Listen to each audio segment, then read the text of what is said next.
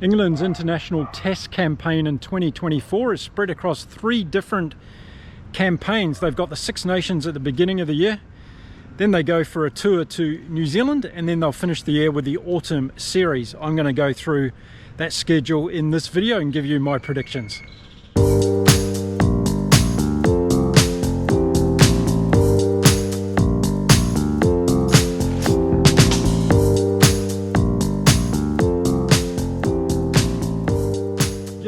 Welcome to Inside Rugby, the rugby show brought to you by a Kiwi rugby fan who lives in beautiful Cancun in Mexico. In this video I'm going to be talking about England's 2024 campaign across the year, give you exactly the schedule as it sits today, and I'm also going to give you my views on how England are going to go in this campaign. Now, of course, last year in 2023 we had England coming out with the bronze medal at the Rugby World Cup in France, beating Argentina in that playoff game.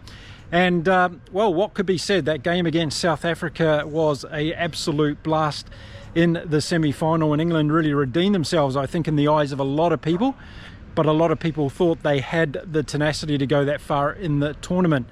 So I think they probably put a lot of their critics to bed on that one.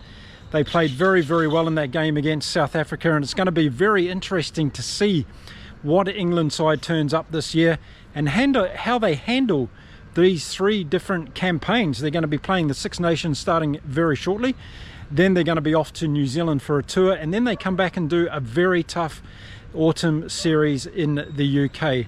So let's get stuck into those. And first of all, on February the 3rd this year, just a couple of weekends away, they will kick off their campaign against Italy in the Six Nations in Rome. And I suspect England will have too much for Italy in Rome, but it's going to be interesting to see what team Steve Borthwick puts out for his first game in the Six Nations. Now, there is no Owen Farrell in this English team for the Six Nations campaign, so it's going to be very, very intriguing to see what he does in that number 10 jersey. Of course, we've got Marcus Smith and George Ford as possibles, but there could be some other contenders as well. We'll just have to wait and see. It's going to be very interesting from my perspective to see what kind of game England determines to play in the Six Nations series and what Steve Borthwick's going to go and do with the squad this year. He's got an opportunity, of course, to bring in some younger players and give them an opportunity, so we'll see whether that happens or not. Whether or not that happens against Italy, well, time will only tell. A week later, on February the 10th, they've got Wales at Twickenham. That's going to be a very interesting encounter as well. Wales probably felt they underperformed at the Rugby World Cup, and Warren Gatland's going to see what he can do against this English side at Twickenham. Of course, it's always difficult for Wales to beat England at Twickenham, but he's going to go in with the killer puncher, I think, and try and take out England after they've had that game against Italy. It's going to be interesting to see that vibe between the game against Italy and what England can bring against that game against Wales, when you would think they have to go up a notch or two to be able to beat Wales at Twickenham. I think England are going to have too much for Wales in that game, and I think it's going to be a tight battle. I don't think we're going to see an open game at all in that game, so I suspect England will have their kicking boots on and strategically win that game against Wales. So win against Italy in the first game, a win against Wales in the second game. Then England will have a week off before they travel to Murrayfield in Scotland to take on Scotland on February the 24th. Now, this is going to be a really interesting game. Again, Scotland probably one of the teams that felt as though they didn't reach their potential at the Rugby World Cup. Gregor Townsend and the rest of the squad will be really wanting to get out in the Six Nations tournament and prove themselves not only to their nation but also to rugby fans across the world that this Scottish team is actually a really good team. I suspect the Scottish squad is going to be able to pull together many of those faces we saw in France last year, and they should come out firing. And of course they're going to have the home crowd support behind them at Murrayfield, a fantastic venue always to watch international rugby, and I'm picking this one's going to be a close one, and I'm actually going to give it to Scotland. I think Scotland are going to beat England at Murrayfield on February the 24th. Let me know in the comments what you think about that particular game. Now, England will have another week off after the Scottish game before they return home to Twickenham, and on March the 9th they will play Ireland, and this is going to be a humdinger, of course. Ireland have got a pretty tough campaign coming up this year, and I'm going to be sharing with you their schedule throughout the year as well, so watch out for that particular video that will drop very soon. So March the 9th it is, back at Twickenham, Ireland versus England. I think Ireland are going to take this one. I think they're going to be too good, even though they've got a host of different injuries happening in their team. Of course, at the moment, Johnny Sexton's also going to be out as he's retired. And we're going to see some new blood in this Irish team. But I think this Ireland team is of all quality, and I think they're going to have too much across the pitch for England. Watch for Ireland to open this game up. Of course, we've got those legends like Bundy, Arkey, Gary Ringrose, and so that can really take it to these English back defence, and I suspect that's going to be the difference on the day. I think the Irish forwards are going to be too good also for England in this particular game, particularly around the loose, and they're going to be able to win the breakdown, which I think is going to be vital in the game. So my prediction is Ireland's going to beat England at Twickenham on March the 9th. Let me know in the comments how you think that one's going to go. A week later, England will travel to Lyon in France to play France in Lyon on March the 16th. Of course, a great venue that we saw a number of times during the Rugby World Cup, so no strangers this one for England. And of course, it's going to be very interesting to see how France go in this campaign. Fabien Galtier is going to put together a very strong French team, minus Antoine Dupont. Of course, he's committed himself to Rugby Sevens this year to go to the Olympic Games. And we're going to see, of course, I think, a very strong French team. I think France is going to be too strong for England in Lyon on March the 16th. So that's going to be my prediction. Let me know in the comments what you think about that one. But by the time we get to that game, I think Steve Borthwick's going to play most of his squad, and we're going to get a good idea on who he's going to take to the tour to New Zealand. And I think the Six Nations campaign is going to be a great opportunity for Borthwick to have a look at a range of different players that he might think have an opportunity to get into that touring team to head off down under in the middle of the year.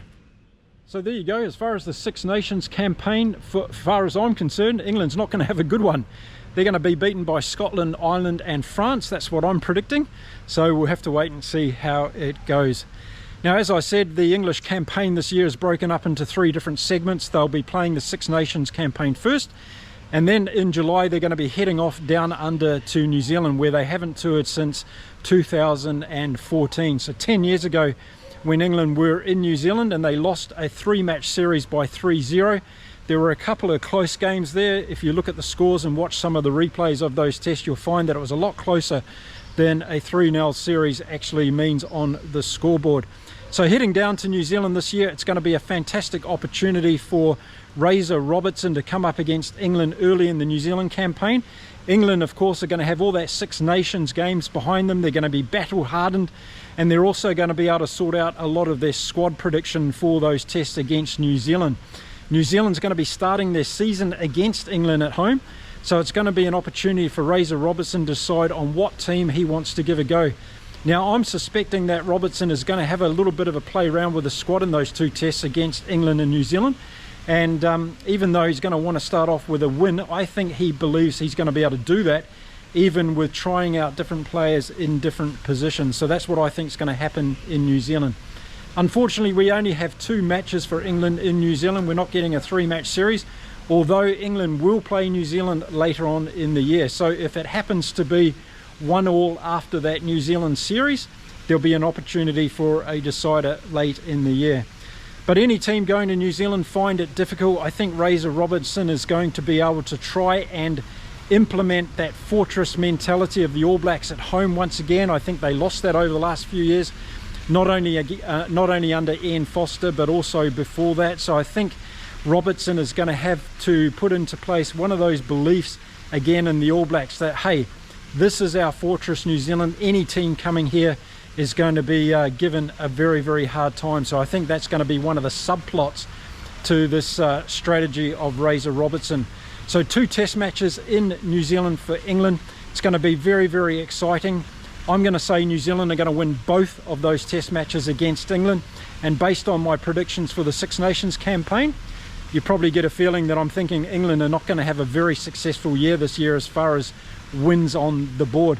But when it comes to rugby at international level in 2024, I'm looking at it from a perspective of a lot of trial and error. I think this is an opportunity for coaches to really start looking at new players I don't hold the win scenario as being as important as it was perhaps in the past, because I think this is an opportunity for coaches and teams to have a look at how they're going to rotate their squads.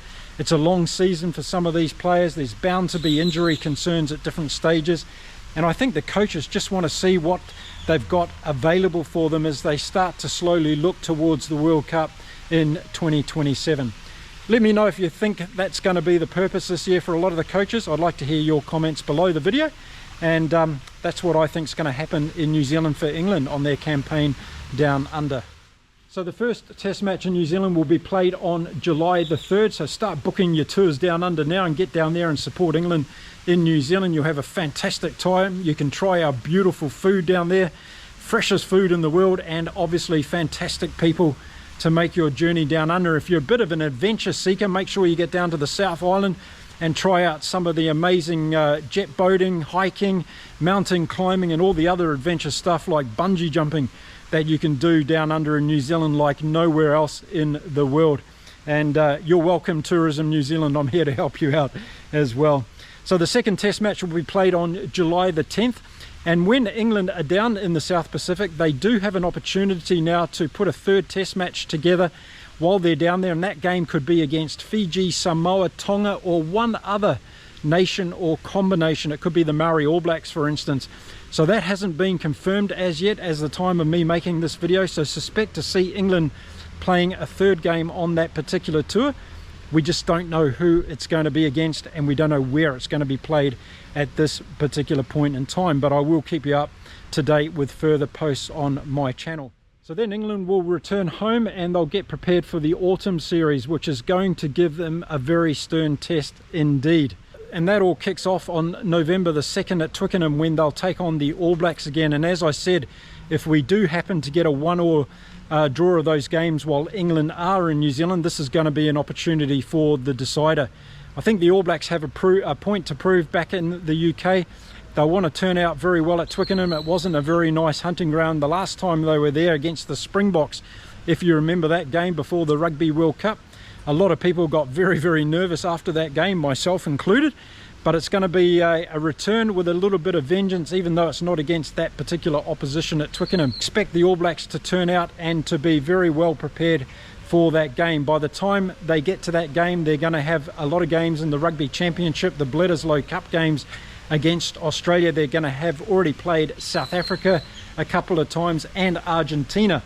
So suspect that Razor Robertson, by the time the All Blacks get to Twickenham in November, they're going to pretty much dial in their top squad, and I think the All Blacks are going to unleash that squad when it comes to that autumn series in the UK.